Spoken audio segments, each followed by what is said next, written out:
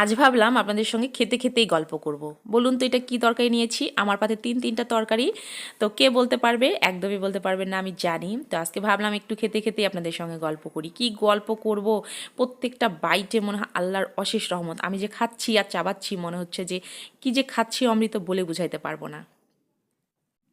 এত শান্তি আল্লাহর কাছে অশেষ রহমত। মানে আলহামদুলিল্লাহ যে আল্লাহ এত সুন্দর খাবার দিয়েছে আমাদেরকে। আসসালামু আলাইকুম, by the way this is me Angela's mom, welcome back to my another cooking video.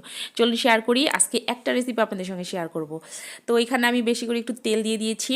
এই রান্নায় কিন্তু একটু তেল বেশি করে দিতে হয়। তারপরে দিয়েছি একটু বেশি করে পেঁয়াজটা ভালো করে বেরেস্তা করে নিতে হবে এইভাবে। তারপরে দিয়ে দিচ্ছি একটু রসুন বাটা, একটু জিরা বাটা আর একটু আদা বাটা। হ্যাঁ, হাফ টেবিল চামচ করে আপনাদেরকে দিতে হবে। তবে আমি এখানে রান্না করছি কিন্তু গরুর মগজ। আপনারা কে কীভাবে রান্না করেন অবশ্যই শেয়ার করবেন আমার সঙ্গে। তারপরে দিয়ে দিয়েছি একটু পানি, এটা ভালো করে কষিয়ে নিব। আর আমি জানি না আমার ভয়েসটা কেমন শোনা যাচ্ছে, কারণ আমার ঠান্ডা লেগেছে, এই জন্য হয়তো আমার ভয়েসটা একটু সমস্যা। তো একটু মানিয়ে নিয়ে শুনবেন। তারপরে দিয়ে দিলাম হাফ টেবিল চামচের মতো হলুদ গুঁড়া, হ্যাঁ মানে স্বাদ মতো লবণ, আর দিয়ে দিয়েছি মরিচের গুঁড়া। আমার এখানে মরিচের গুঁড়ো অল্প ছিল, তাই আমি এখানে কাঁচামরিচ দিয়ে দিচ্ছি। আপনারা চাইলে কাঁচামরিচটা স্কিপ করতে পারেন, বা আপনারা কাঁচামরিচ দিলে লাল মরিচের গুঁড়াটা স্কিপ করতে পারেন। যেহেতু বাচ্চারা খাবে, আর বাচ্চাদের জন্য গরুর মগজ কিন্তু অনেক উপকারী একটা হচ্ছে খাবার। এতে কিন্তু শরীরের জন্য অনেক পুষ্টিকর। আর এখানে হচ্ছে কম ঝাল দিয়ে রান্না করাই ভালো, যেহেতু বাড়ির বাচ্চারা খায়। তো আমি এখানে আরেকটু পানি দিয়ে আবার কষিয়ে নিব। এই তো আমার গরুর মগজটা, তবে এখানে কিন্তু যে শিটটা ছিল সেটা তুলে নিয়েছি, নিয়ে ভালো করে হাত দিয়ে কচলে নিয়েছিলাম। নিয়ে যে গরুর মগজটা আমি দিয়ে দিলাম। তবে যেই পেঁয়াজ বেরেস্তাটা আগে দেখলেন আমি করেছি, এটা কিন্তু কষানোটা খুব ইম্পর্টেন্ট। এটা ভালো করে কষিয়ে নিতে হবে, তা না হলে মশলার একটা গন্ধ থেকে যায়, আপনার মগজ খেতে কিন্তু একদম মজা লাগবে না। আমি জানি আমার অনেক আপুরা আছে যারা অনেক সুন্দর করে রান্না করতে পারে। আপনারা কে কীভাবে রান্না করবেন অবশ্যই আমার সঙ্গে, কে কীভাবে রান্না করেন আমার সঙ্গে শেয়ার করতে পারেন। আমি অবশ্যই নেক্সট টাইম ট্রাই করব।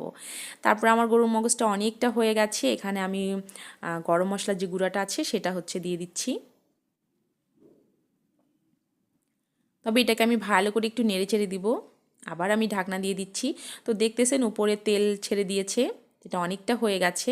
আমি আরেকটু আঠালো ভাব করে নামাবো। এই যে দেখতেই পাচ্ছেন আমার হয়ে গেছে কিন্তু গরুর মগজটা। জাস্ট এটা এখন একটা ট্রান্সফার করে নিব একটা বাটিতে। এটা দিয়ে ভাত খেলে আর কি কিছু লাগে? লাগে। আমি অবশ্য তিনটা আইটেম নিয়েছি।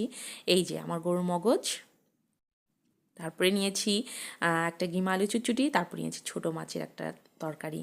তবে এগুলো আমি অন্যদিন আপনাদের সঙ্গে শেয়ার করব। আগে তৃপ্তি করে খেয়ে নিই। বিসমিল্লাহ।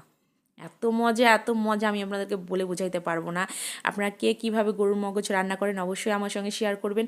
আর কেমন হয়েছে আমার হচ্ছে রান্নাটা অবশ্যই আমাকে কমেন্ট করে জানাবেন। আপনাদের একটা কমেন্ট, একটা লাইক আমাকে অনেকটা উৎসাহ দেয়।